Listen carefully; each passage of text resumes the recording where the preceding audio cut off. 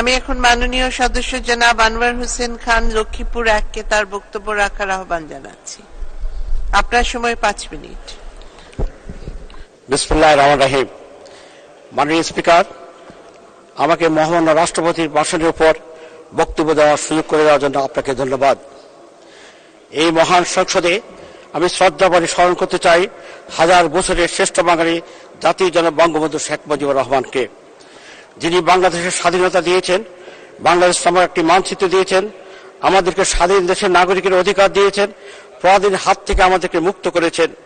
আমি স্মরণ করতে চাই 1975 সালের 15 আগস্ট বঙ্গবন্ধু পরিবারের নিহত সকলকে। স্মরণ করতে চাই বঙ্গবন্ধুর বিভিন্ন আন্দোলন সংগ্রামে, দেশের স্বাধীনতা আন্দোলনে বঙ্গবন্ধুকে যিনি সাহস জুগিয়েছেন সেই মহিষী রানী বঙ্গমাতা ফজিলাতুন্নেসা মুজিবকে। একই সাথে স্মরণ করতে চাই পুত্র শেখ কামাল, শেখ জামাল, ছোট্ট শিশু শেখ রাসেল, বঙ্গবন্ধুর ছোট ভাই শেখ আবু নাসের সহ নিহত পরিবারের সকলকে। স্মরণ করতে চাই 1975 সালে জেল হত্যা জাতীয় চার নেতাকে। স্মরণ করতে চাই জাতীয় শ্রেষ্ঠ বীর মুক্তিযোদ্ধাদেরকে, 30 লক্ষ শহীদ, 2 লক্ষ মা বোনদেরকে, যাদের ইজ্জত এবং জীবনের বিনিময়ে আমাদের এই মহান স্বাধীনতা 52 ভাষা আন্দোলন সহ সকল গণতান্ত্রিক আন্দোলন এবং সংগ্রামের মাধ্যমে সকল শহীদদের প্রতি জানাই গভীর শ্রদ্ধা।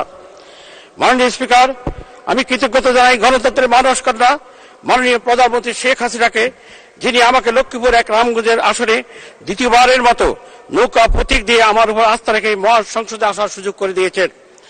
একই সাথে কৃতজ্ঞতা জানাই লক্ষ্মীপুর 1 রামগঞ্জের নির্বাচনী এলাকার আওয়ামী লীগ সকল সহযোগী সংগঠন নেতৃবৃন্দকে, সকল মা বোনদেরকে, সকল ব্যবসায়ী, সকল শ্রেণী পেশার মানুষকে, স্কুলের শিক্ষক এবং সকল জনগণকে, যারা নৌকা প্রতীকের উপর আস্থা রেখে ভোট দিয়ে আমাকে সংসদে পাঠিয়েছেন এবং বিজয়ী করেছেন। এই বিজয় আমার নয়, এই বিজয় জনগণের, এই বিজয় জননেত্রী শেখ হাসিনার।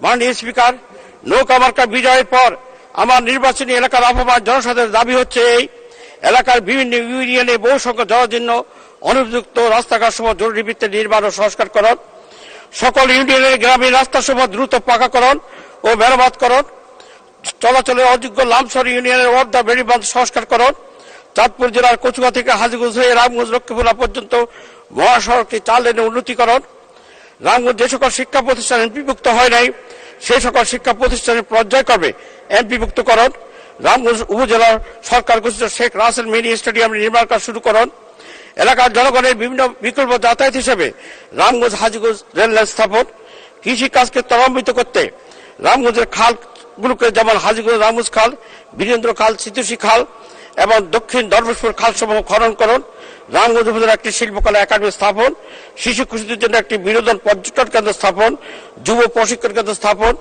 এবং মা বোনদের রান্নার কাজে গ্যাস লাইন সংযোগ করুন, মেয়েদের জন্য একটি বিশ্ববিদ্যালয় স্থাপন, মহিলা বিশ্ববিদ্যালয় কলেজ স্থাপন, রামগঞ্জ সরকারি কলেজকে বিশ্ববিদ্যালয় উন্নতিকরণ।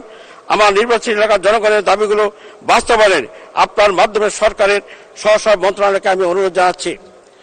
মাননীয় স্পিকার, ডিসেম্বর আসলে আমাদের বিজয়ের কথা মনে পড়ে এবং মার্চ আসলে আমাদের স্বাধীনতার কথা মনে পড়ে এবং 7ই মার্চে বঙ্গবন্ধুর কথা ভাষণের কথা মনে পড়ে। এই অগ্নিজলা মাস, এই মাস বাঙালির স্বাধীনতা সংগ্রামের ইতিহাসের সাক্ষী। মার্চ মাসেই মানে বাঙালি জাতির সংগ্রাম ও মুক্তিযুদ্ধের কারণে ঐতিহাসিক। বাংলাদেশের সুদীর্ঘ রাজনৈতিক ইতিহাসের শ্রেষ্ঠতম সময় হচ্ছে 1971 সাল মহান মুক্তিযুদ্ধ।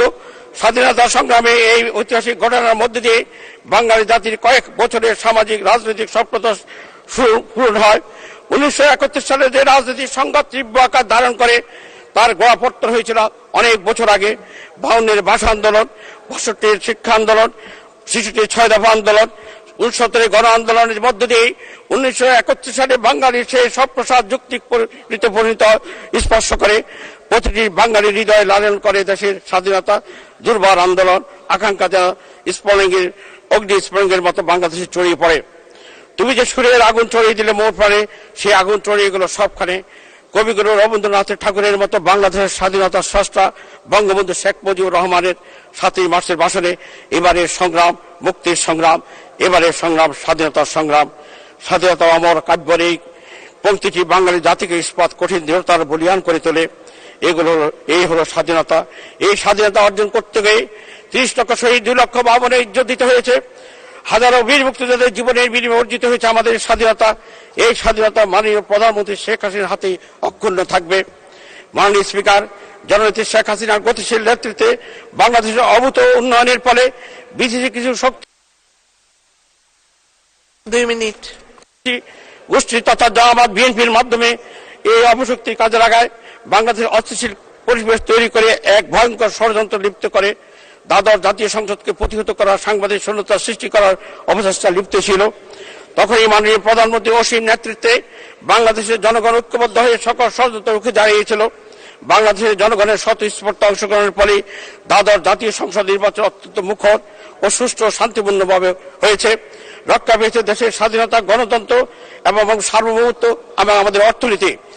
এই গোষ্ঠীর সন্ত্রাসী গোষ্ঠী 2013 সাল থেকে অদ্যাবধি পর্যন্ত আগুনের লেলিহান শিখায় বাংলাদেশের মানুষকে যেভাবে পুড়িয়ে মেরেছে, শুধু দেশবাসী নয়, বিশ্ব বিবেককে নাড়া দিয়েছে। মাননীয় স্পিকার, আমি মাননীয় এই ষড়যন্ত্র এরা বাংলাদেশের জঘন্য বর্বরতার তাণ্ডব লিপ্ত থাকে সবসময়।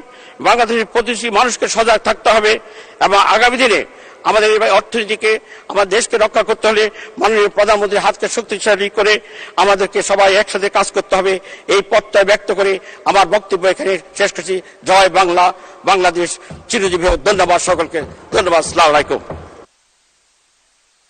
ধন্যবাদ মাননীয় সদস্য।